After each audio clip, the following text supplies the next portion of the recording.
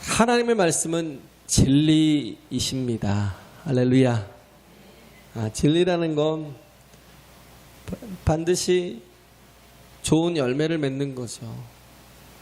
에메트라고 했죠. 진리라는 게 어떻게 보면 참된 이치라고 우리 한자로 해석되지만, 그러나 그것보다는 반드시 하나님의 생명의 열매들이 맺혀지는 것이 곧 진리라는 거예요. 무엇을 심든지 심는 대로 거두지지 않아요. 하나님의 말씀을 심으면 그 말씀이 우리 속에서 30배, 60배, 100배로 결실하게 되어 있습니다. 할렐루야. 말씀이 어떻게 나타나요? 생명으로. 이 말씀은 그냥 정보가 아니에요. 인포메이션이 아니고 그냥 데이터가 아닙니다. 어떤 자료가 아니에요. 하나님의 말씀은 살았고 운동력이 있대요. 활력이 있대요. 하나님의 말씀은 살아있는 말씀이고 운동력 있는 말씀이라, 그 말씀은 또 어떻게 해요? 날카롭고 예리한 칼날과 같다는 거예요. 그래서 심령과 관절과 골수와 폐부까지도 찔러 쪼개기까지 하는, 우리로 또 교훈과 책망과 바르게 함과 의로 교육하기에 유익한 말씀이다라고 히브리서 4장에도 디모데후서 3장에도 이렇게 말씀하고 있어요. 하나님의 말씀은 우리를 변화시킵니다. 할렐루야. 또 풍성하게 열매 맺게 합니다. 그래서 말씀이 참 중요하죠. 우리가 신앙생활 하는 데 있어서 믿음 생활을 하겠다 하는데 듣지 않는 건, 이건 믿음 생활을 하지 않겠다는 것과 똑같은 거거든요. 믿음은 들음에서 나고 들음은 그리스도 예수의 말씀으로 말미암기 때문에. 그래서 우리가 진리 안에 서는 게 참 중요하다라는 거예요. 세상에 가치 있는 것들은 다 가짜들이 있어요. 가짜 시계, 가짜 약, 비아그라 요즘 많이 나오잖아요. 중국에서 나오는데 다 가짜라요. 또 가짜 그림, 그죠? 이중섭 화백의 그 그림 같은 경우도 보면 진품이냐 가짜냐, 또 고우의 그림도 보면 이게 진품이냐 가짜냐, 얼마나 많은 것들이 똑같은 것들이 있어요. 똑같은데 비슷하지만 같진 않아요. 똑같이 보이는데 같지 않다는 거예요. 왜? 진짜는 하나이기 때문에. 똑같은 게 두 개가 있다면 하나는 가짜라는 얘기예요. 똑같아 보이지만 그렇지 않다라는 거죠. 가짜는 그것이 증명되는 날로 바로 뭐예요? 가치가 소멸돼요. 가짜는 바로 소각이 되거나 아니면 바로 그 자리에서 없어요. 왜? 그게 세상을 어지럽게 하기 때문에. 그죠? 세상을 어지럽게 하기 때문에. 그래서 아무리 진품 같은 가짜 그림, 정말 어쩌면 이렇게 똑같아 하고 그걸 가지고 있고 소장하고 있어도 가짜로 판명나면 그건 더 이상 가치가 없는 거예요. 가짜는 참 많거든요. 근데 가짜가 뭐예요? 만들기가 더 쉬워요. 돈도 별로 안 들어가고. 진품을 만드는 건, 진품을 이렇게 우리가 구하기 위해서는요, 많은 대가를 치러야 돼요. 많은 돈을, 많은 희생을, 많은 노력을 해야 돼요. 노력한다고 얻어지는 것도 아니고, 돈이 많다고 얻어지는 것도 아니에요. 그렇게 힘들어요. 진짜를 얻는다라는 게 정말 힘들거든요. 많은 대가를 치러야 되는데 대가를 치러서도 얻어지지 못할 수 있는 게 진짜라는 거죠. 그만큼 어려운 건데, 하나님은 우리에게 진리를 주셨어요.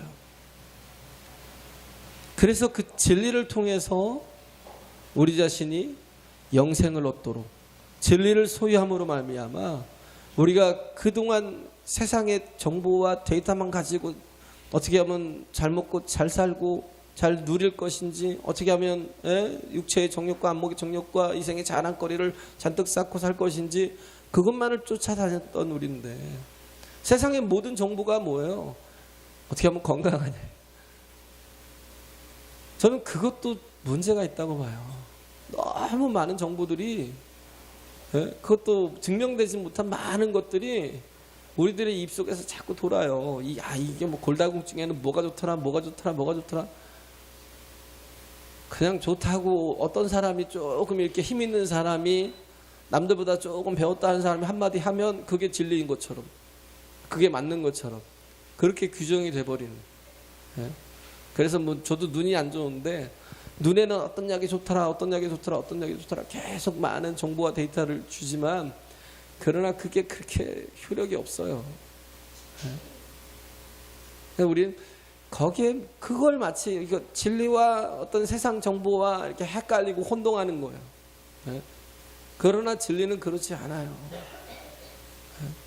진리는 세상 것을 지향하지 않습니다. 그래서 오늘 주시는 말씀에 보면 아비들아 이것이 마지막 때라 그랬잖아요. 적그리스도가 이르겠다 함을 너희가 들은 것과 같이 지금도 많은 적그리스도가 일어났으니 이러므로 우리가 마지막 때인 줄 아노라. 우리가 때라는 거, 이 때라는 게 굉장히 중요하잖아요. 마지막 때. 예수님이 말세를 얘기하시잖아요. 우리는 어떻게 보면 지금 딱 그 시기인 것 같아요. 종말적인 시기입니다. 제가 종말론을 싫어하는 게 아니라 저는 거짓된 종말론을 싫어하는 거예요. 우리는 다 오늘이 마지막임을 알고 살아갈 때가 가장 지혜로운 겁니다. 할렐루야. 오늘이 마지막이다라고 살아가는 게 가장 지혜로운 삶을 사는 거예요. 가장 의미 있는 삶을 살고 가치 있는 삶을 사는 거예요. 오늘이 마지막인 사람이 거짓된 삶을 살겠어요? 오늘이 마지막인 사람이 다른 사람들을 안 포기하며 살겠어요? 오늘이 마지막인 사람이 헛된 것을 추구하고 살겠냐고요.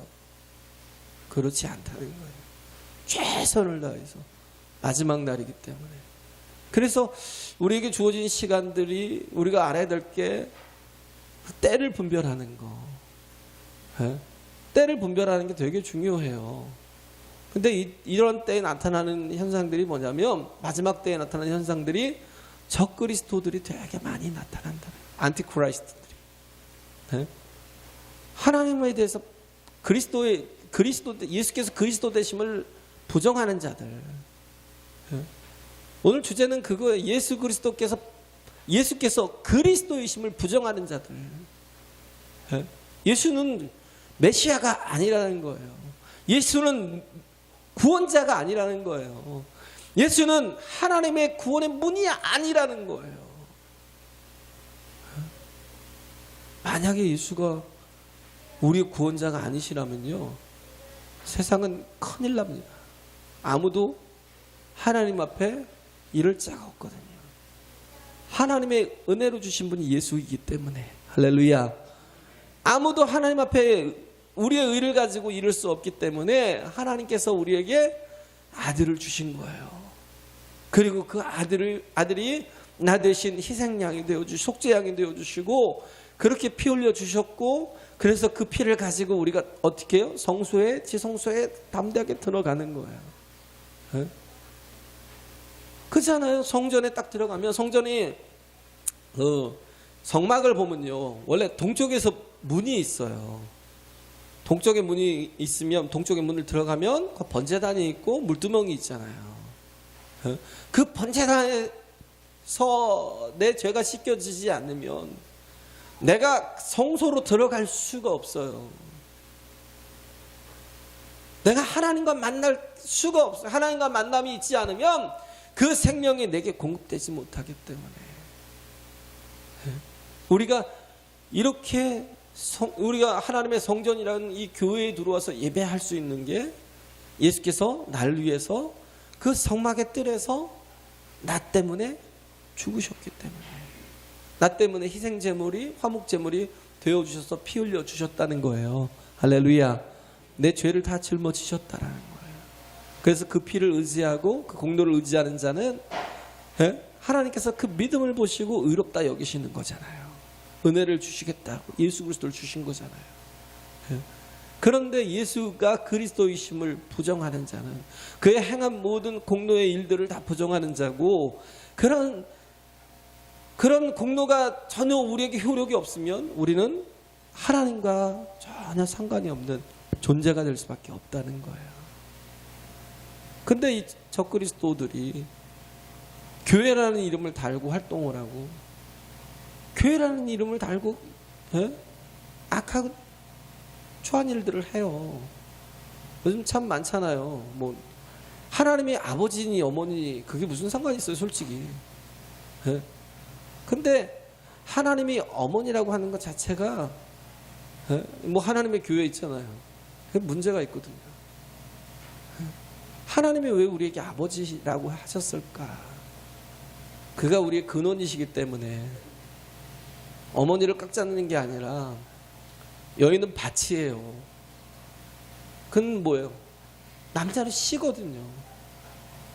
그럼 낳기는 여인이 나요. 근데 씨가 없으면 되질 않는다는 거예요.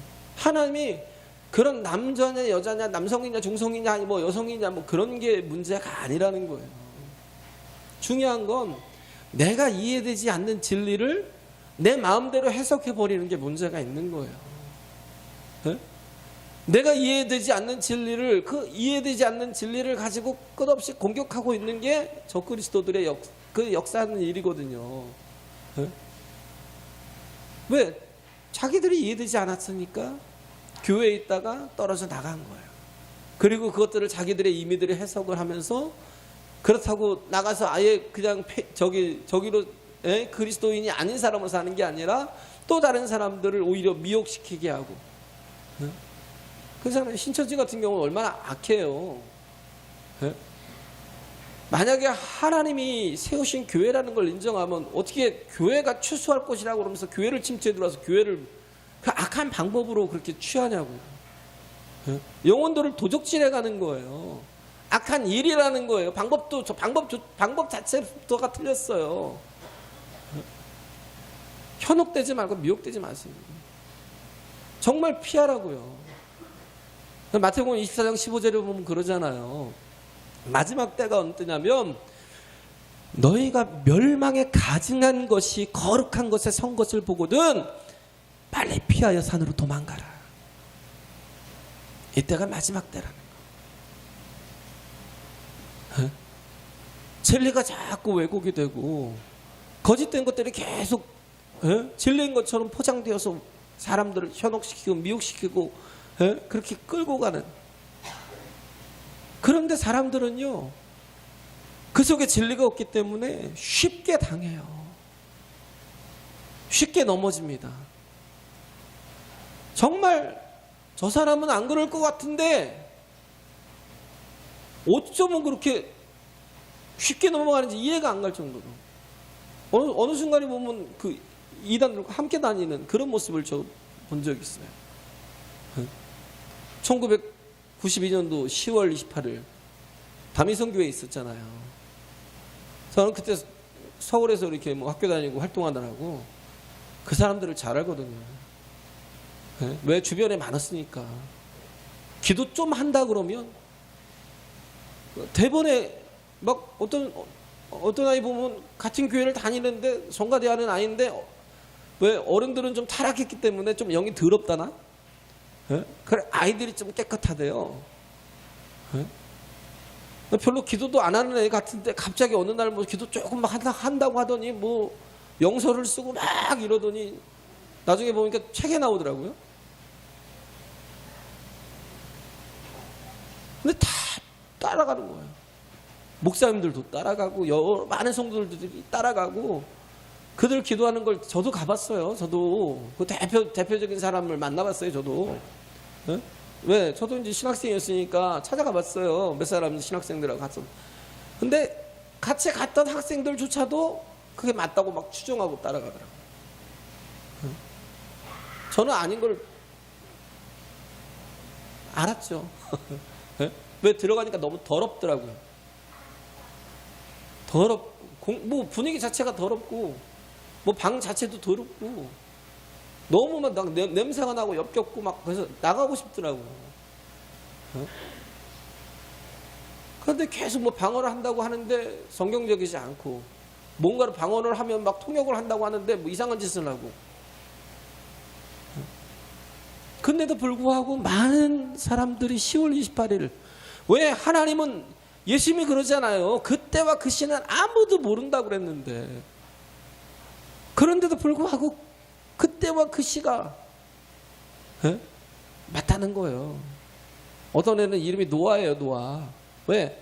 하나님 내게 계시해 주셨다는 거예요. 너 워낙 급하니까. 성경에 없다고 하는 게 워낙 급하니까 하나님께서 알려주고 계시해 주셨잖아요. 그러면서 다 쫓아가요. 미련하게 쫓아가요. 진리가 없으니까.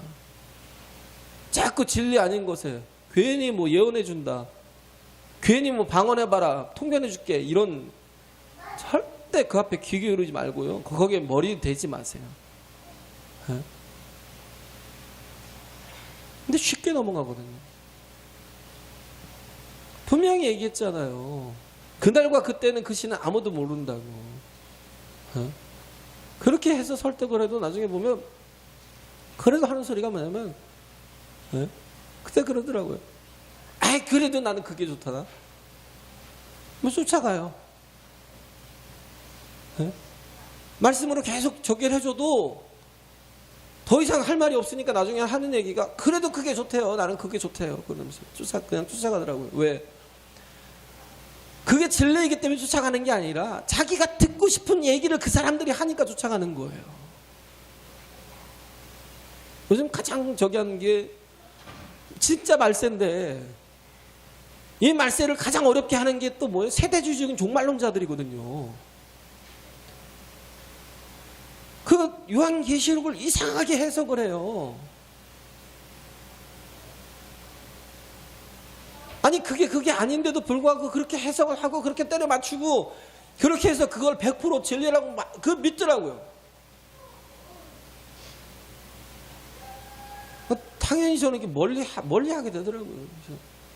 그래서, 너무 급하다고. 이제 얼마 안 남았다고. 그런 말씀을 들은 지가 벌써 한 3년 됐는데 우리 저기 지방에도 있었으니까. 근데 아직도 종말을 안 했네. 근데 지금의 말세가 맞아요. 근데 오히려 다른 해석들을 자꾸 갖다가 진리가 아닌 것들을 끼워다가 진리인 것처럼 막 그렇게 만들어서 사람을 미혹하면 물론 깨우는 데는 뭔가 좀 도움이 될지 모르겠지만 그러나 그거 가짜예요. 멸망에 가증한 것이 거룩한 것 위에 선 것을 보거든 너희는 도망하여 산으로 피하라는 거죠. 어떤 분은 그런 얘기를 하더라고요. 그게 멸망에 가증한 것이 전에는 그런 얘기를 했잖아요. 뭐 예루살렘에 그 이슬람의 뭐 모스크가 섰다고 멸망에 가증한 것이 예루살렘 하나님의 성전 있는 성전의 뜰에 있던 자리에 거기에 섰다고.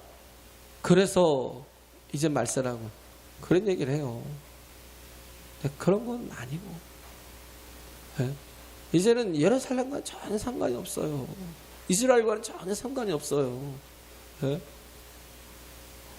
근데 자꾸 현상적인 거, 세대주의 속에서 막 바라보는 모든 것들이 마치 이렇게 자기들이 주장하는 것들이 진리인 것처럼.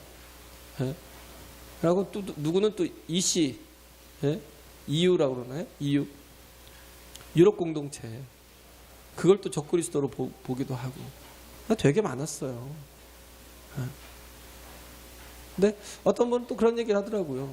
요즘 동성애에 대해서 이렇게 찬성하는 국가가 약 한 35억 정도가 그렇게 바뀌어 있대요, 법이. 동성애에 대해서. 멸망에 가증한 것이 거룩한 것이 없는. 어떻게 보면 그러잖아요. 엄마 아빠가 있어야 되고 가장 거룩해야 될 가정이 이제는 그게 뭐 샌프란시스코에서부터 막 합법화 되면서 미국도 막 굉장히 많이 바뀌고 그래서 어떤 선생님들이 뭐 남자와 남자끼리 여자와 여자끼리 결혼하는 것도 그것도 좋은 거다 막 이러고 하니까 미국에서 엄마가 너무 놀래가지고 그걸 신고했어요. 고발했어요. 아니 어떻게 아이한테 이런 걸 가르치냐 그랬더니 차별했다고, 소수자를 차별했다고 감옥에 보냈어요. 세상이 그래요 지금. 어떻게 보면 마지막 때예요. 굉장히 아주 혼탁한 시대고 아주 정말 멸망에 가증한 것들이 역사하는 그런 시대예요. 그래서 여기서 요한이 얘기하기를 아이들아 그러잖아요. 아이들아라고 하는 것은 뭐예요? 아이들은 분별력이 없는 아이들이에요. 조심하라는 거죠.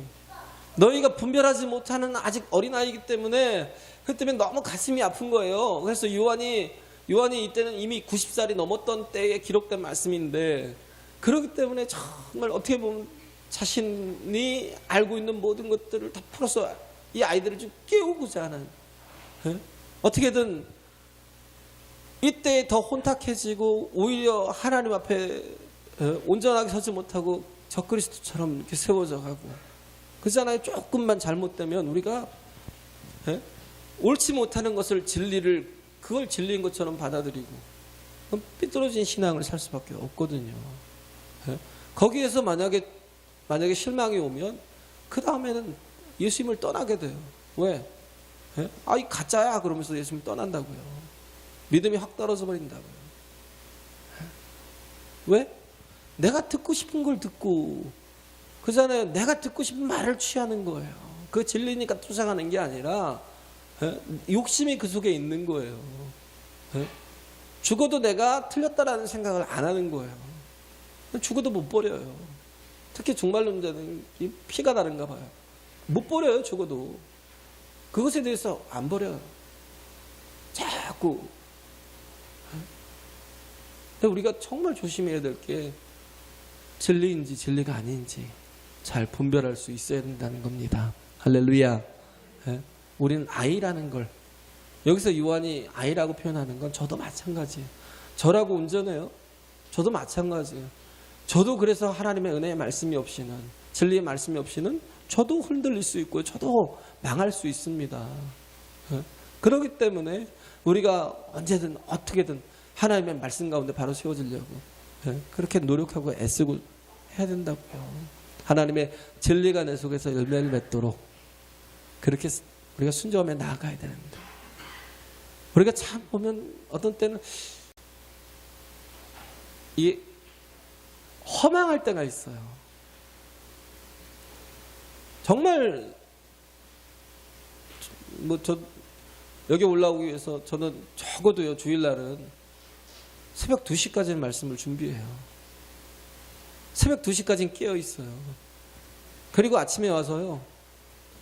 아침에 일찍 와요. 그냥 9시 전에는 오니까 8시 반쯤에 오거나 9시쯤 좀 이게 기도도 좀 하고 말씀을 준비하려고 이렇게. 근데 그 시간도 늦더라고요. 와보면 막 치울 게 너무 많고요. 해야 될 게 너무 많고 하나에서 열까지 그냥 다 제 손을 다 거쳐야 되니까 이게 앉을 시간이 없더라고요. 앉을 시간이. 기도하려고 앉을 시간도 없고 말씀을 준비하려고 앉을 시간도 없고 그 시간조차도 부족하더라고요. 너무. 그리고 오늘 아침에 좀 스트레스가 조금 쌓이더라고요. 그 마음을 조금만 좀 읽으면 좋겠는데 그게 또 안 되더라고요. 옆에 있는 사람들이 좀 도와주면 좋겠는데 그게 또 아직 철이 없어서 그런지 뭐 도움 자체도 안 되고 좀 이게 돕긴 해요. 그래서 또 이렇게 또 도움을 받긴 하지만 그러나 좀 답답할 때가 있어요. 아침에 좀 일찍 와서 막 하면 막 같이 움직여주면 좋고 뭔가 뭐 해줄까요? 뭘 도와드릴까요? 이러면 좋은데 그게 안 돼요. 그래서 막 혼자 막 치우느라고 정신이 없고 아침에 그래서 주일날은 조금 여유가 좀 있었으면 좋겠다라는 생각이 좀 들더라고요. 아침에. 네. 그래서 뭔 얘기하다 이렇게 왔는지. 네. 정말 저도 저 자신을 깨우려고 말씀으로 깨우고 영적으로 깨우려고 어떻게든 정말 기도하고 어떻게든 정말 하나님 앞에 바로 서려고 그렇게 하는데 우리가 그러지 못하면 우리는 순간 넘어질 수 있다는 거야. 말씀이 아무리 많은 말씀들이 계속 선포가 되고 공급이 되지만 그럼에도 불구하고 그 말씀이 내 속에서 내 삶 속에서 열매 맺지 못하는 모습들이 있다면 한번 돌아보세요. 왜 그럴까? 왜 열매가 맺어지지 못할까? 왜 정말 좋은 말씀들이 생명의 말씀들이 진리는 살아있고 운동력이 있다라고 하는데 근데 왜 그 말씀들이 내 속에서 그 진리가 열매 맺지 못할까라고 생각을 해보시라고요. 그건 왜 그러냐면 저도 항상 그러니까요. 첫째, 마음밭이 좋아야 돼요. 할렐루야. 듣는 마음밭이 믿음으로 그것을 받지 못하면 아무리 많은 말씀을 들어도 그 말씀이 내 삶 속에서 전혀 적용이 되지 않아요. 믿음으로 받는다라는 게 어떤 밭이에요? 이미 좋은 밭이에요. 옥토예요, 옥토. 그런데도 불구하고 우리가 말씀을 아무리 받아도 그 말씀이 내게 도움이 되지 못할 때는 내가 길가와 같은 밭이 아닌가, 돌짝밭과 같은 밭이 아닌가. 그 말씀이 내게 뿌리 내리고 이제 막 올라오려고 하면 자꾸 많은 것들이 가시던 불이 있어가지고 그걸 방해해서 그걸 또 죽여버리지 않는가.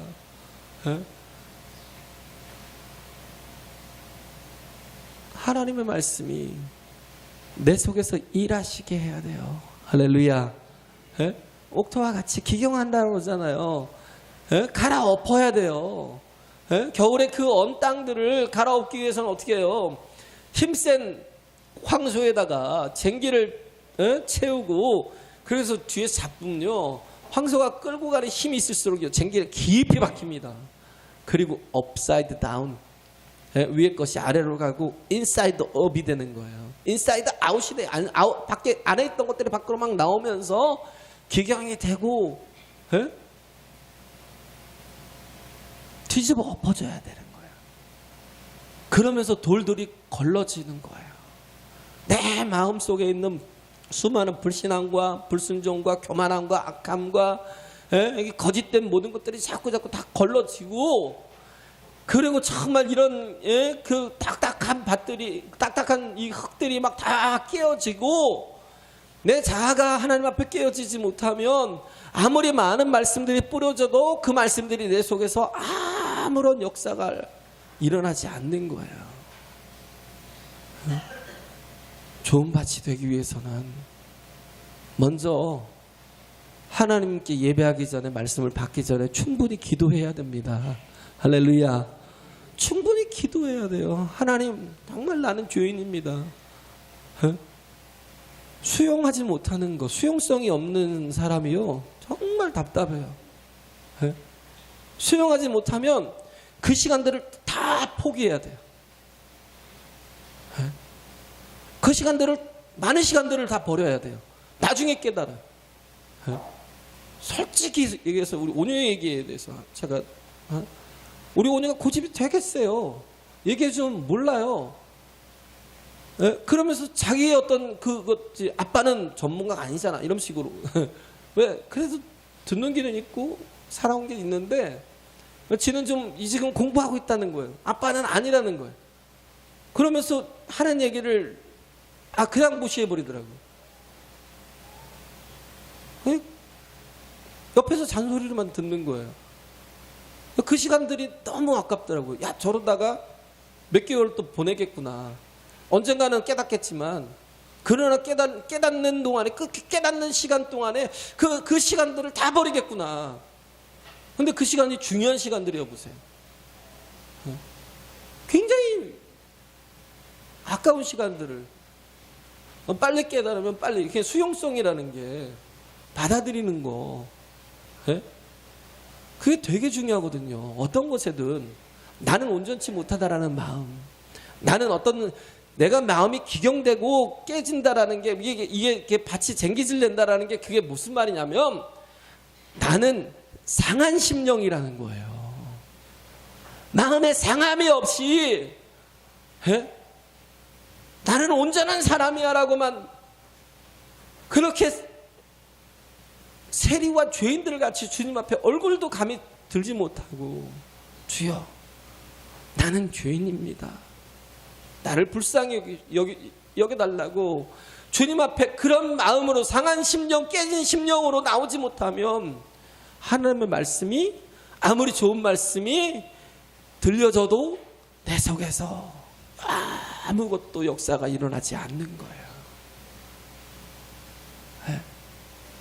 아무 일이 일어나지 않는 거예요. 수용성. 아무리 어린아이라 할지라도요. 제가 왜 깨달았냐면요.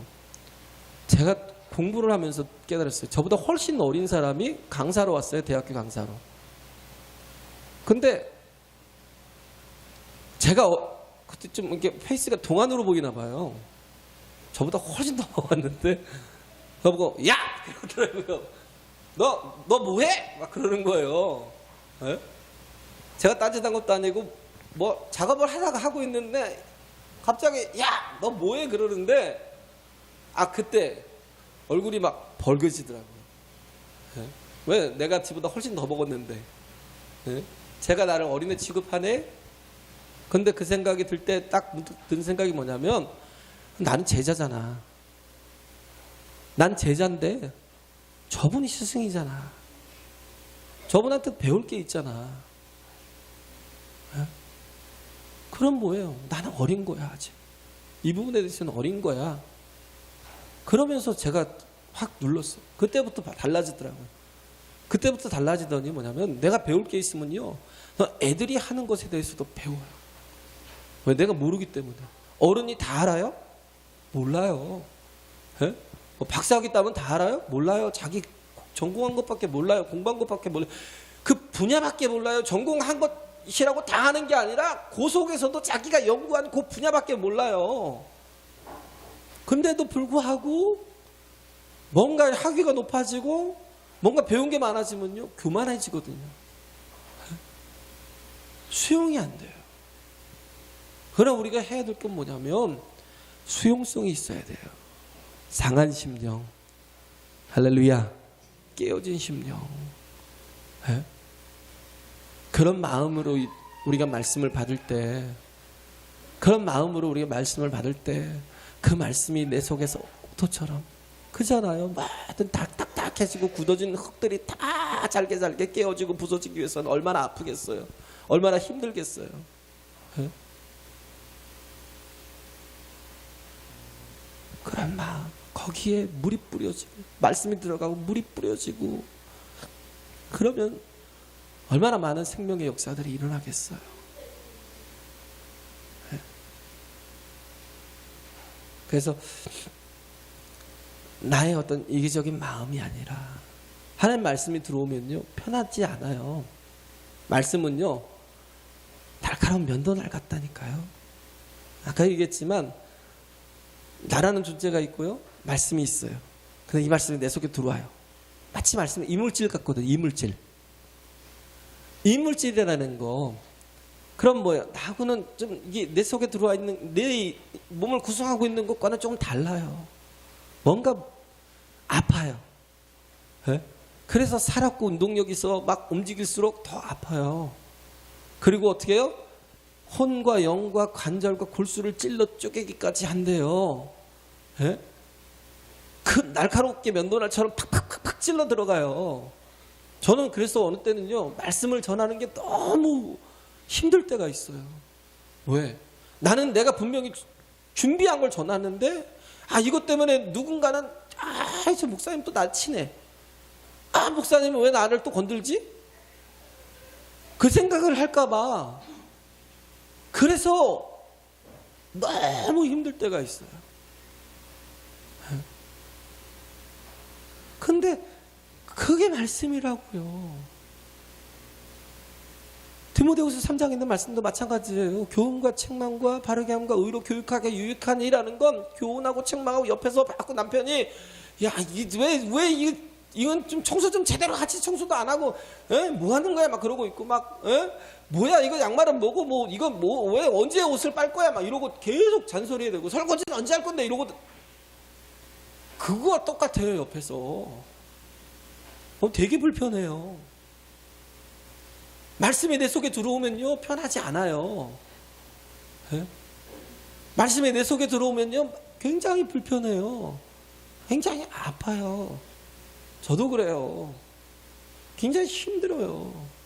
하지만 사랑하시는 하나님이 우리를 건져내시려고 또 이런 모든 유혹과 이 어린아이와 같이 정말 쉽게 미혹되는 모든 것들로부터 지키시려고, 그래서 우리로 정말 온전한 사람으로 세우시려고, 그래서 우리 하나님의 나라에 아름답게 정말 아름다운 모습을 가지고 들어가게 하시려고 우리에게 말씀을 주시는 건데,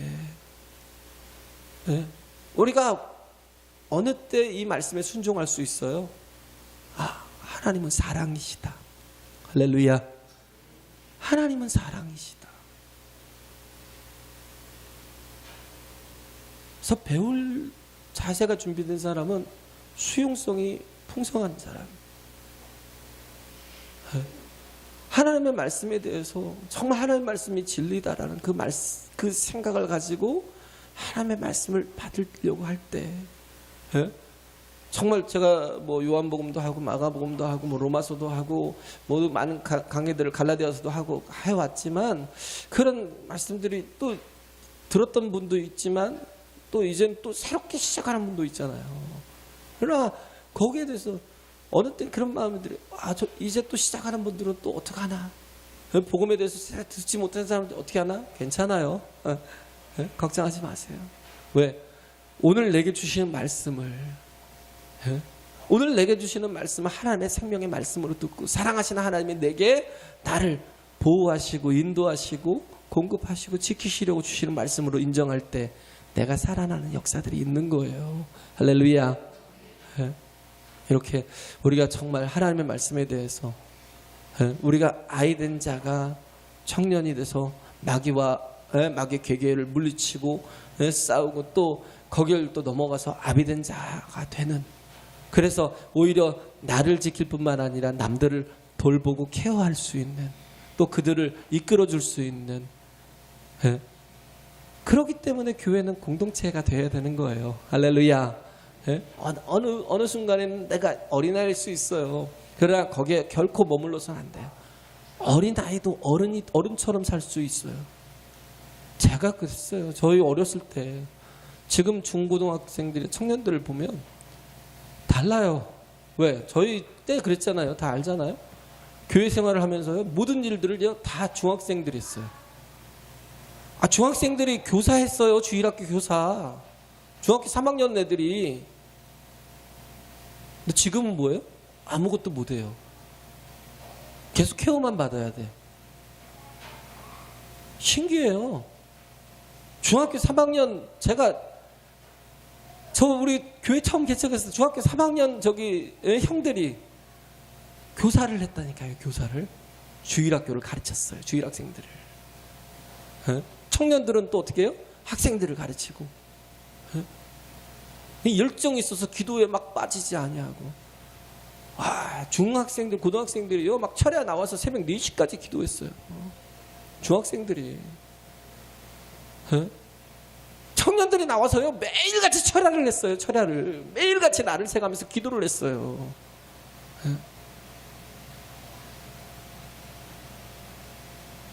아이가 어른일 수 있어요. 근데 어른인데도 아이처럼 삶을, 우리가 해야 되는 그 소소한 것조차도 제대로 하지 못하면 우리는 여전히 어린아이처럼 살 수 있다는 걸, 그래서 꼭 기억하시고, 우리가 세상에 미혹되지 않고 이 말세지 말에 더욱 깨어 있어서 우리가 정말 하나님의 구원을 준비하는 자가 되기 위해서는, 주님이 가장 탄식했던 게 뭐예요? 내가 마지막 때에 믿음을 볼 수 있겠나 하는 거였어요. 마지막 때에 믿음을 볼 수 있을까 하는 그런 탄식. 우리에게 주어진 시간들, 잘 될 때, 잘 나갈 때, 복 받을 때 조심하래요. 그때가 가장 위험한 때입니다. 하나님이 내게 주신 그것들로 오히려 정말 더 하나님의 영광을 나타내야 되는데, 그게 다윗이었잖아요. 다윗은 하나님 주신 것들이 버릴 게 없었어요. 뭐 주신 게 있으면 그걸 가지고 예배를 하고, 하나님이 주신 것이 있으면 그걸 가지고 하나님께 드리고 희생하고 헌신하고, 하나님께서 주신 것이 있으면 그걸 가지고 모든 사람들과 함께하고 나누고. 사울 같은 사람은 많은 걸 주었지만, 근데 어떻게 했어요? 다윗 죽이는데 그 인생을 다 허비했어요. 가만히 생각해보세요. 내가 지혜롭게 살고 있는지, 영원하지 않은 것에 내 인생을 다 허비하고 살고 있지는 않은지, 그러면서도 내가 잘난 체하고 자랑하고 세상의 자랑거리로 가득 채우고, 나중에 뭐 하려고요? 다 두고 갈 건데. 이 땅에서 살면 얼마나 살겠어요?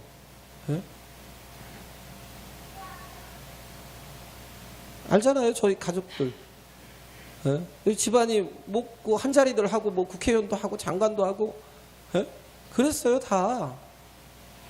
웬만한 고위직에 다 있었어요. 저희 할아버지가 8분인데 할아버지가 다 그랬어요. 할아버지가.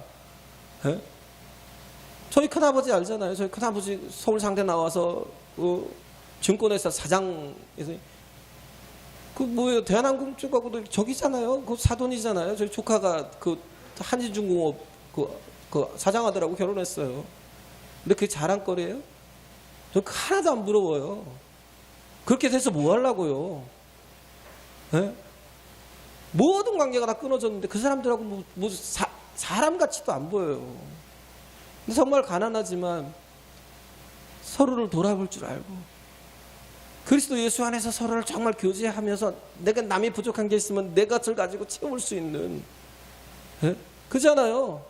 많은 걸 가지고도 하나님이 많은 은사를 주셨지만 그 은사를 내 것이라고 착각하고 아무것도 하지 못하는 사람과, 작은 거지만 한 달란트지만 그 달란트를 가지고 정말 그것으로 일을 해서 더 많은 풍성한 수확을 거두는 사람이 얼마나 복된 사람이에요. 가진 것 많다고 행복한 거 아니고요. 가진 것 때문에 뭔가 이렇게 자존감이 달라지는 거 아니고, 중요한 건 그 속에 내면이라고요. 할렐루야. 그 속에 진리가 들어가면, 하나님의 말씀이 들어가면, 생명이 들어가면 삶이 달라져요. 살아가는 모습이 달라집니다. 그렇게 정말 열매 맺는 진리로 살아가는 저와 여러분 되시길 간절히 바랍니다.